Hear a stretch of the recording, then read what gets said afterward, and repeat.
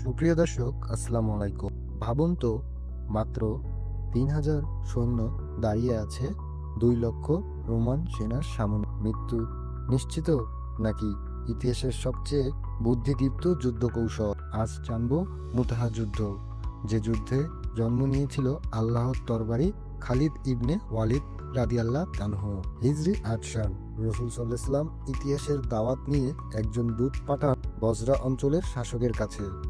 কিন্তু রোমানদের মিত্র ঘাসসানি শাসক সেই দূতকে নির্মমভাবে হত্যা করে। ইতিহাসের একজন দূতকে হত্যা করা মানেই সরাসরি যুদ্ধ ঘোষণা। এই অন্যায়ের জবাবে রাসূল সাল্লাল্লাহু আলাইহি ওয়াসাল্লাম পাঠান মাত্র ৩,০০০ মুসলমান সৈন্য। তিনি আগেই ৩ জন সেনাপতি নির্ধারণ করে দেন। একজন শহীদ হলে পরের জন নেতৃত্ব দেবেন। তারা হলেন যায়েদ ইবনে হাসিরা রাদিয়াল্লাহু আনহু, জাফর ইবনে আবু তালিব রাদিয়াল্লাহু আনহু, আবদুল্লাহ ইবনে রাওয়াহা রাদিয়াল্লাহু আনহু। অন্যদিকে মুসলমানদের সামনে দাঁড়িয়ে রোমান সাম্রাজ্য ও ঘাড়সারি বাহিনী, সংখ্যা প্রায় ২ লক্ষ। ইতিহাসের সবচেয়ে অসম্ভব যুদ্ধগুলোর একটি। যুদ্ধ শুরু হয় একজন একজন করে ৩ জন সেনাপতি শাহাদাত বরণ করেন। জাফর রাদিয়াল্লাহু এই ২ হাত কেটে ফেলা হয়, তবুও তিনি বুক দিয়ে ইসলামের পতাকা ধরে রাখেন। এখন মুসলিম বাহিনীর নেতৃত্বহীন, চারদিক থেকে শত্রু ঘিরে ফেলেছে।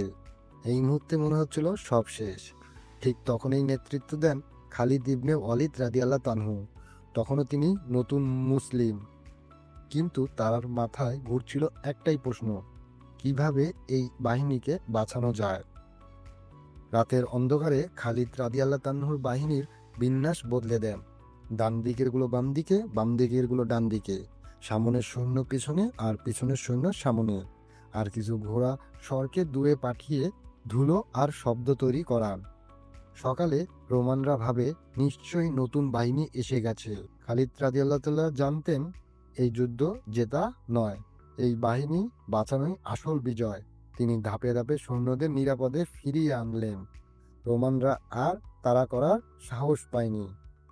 মদিনায় অনেকে বলেছিল তারা পালিয়ে এসেছে, কিন্তু রাসূল সাল্লাল্লাহু আলাইহি ওয়াসাল্লাম বলেন, না, তারা পালায়নি, তারা ফিরে এসেছে। আজ থেকে খালিদ আল্লাহর তরবারি সাইফুল্লাহ আল মাসলুন। এই উপরের এই থেকে আমরা এটাই বুঝতে পারি, মুতাহা যুদ্ধ আমাদের শেখায় যুদ্ধ মানে আত্মহত্যা নয়, যুদ্ধ মানে বুদ্ধি, ধৈর্য আর ঈমান। এই 3টি আসল শক্তি। সুপ্রিয় দর্শক, আপনারা কি এমন আরো ইসলামিক ইতিহাস চান?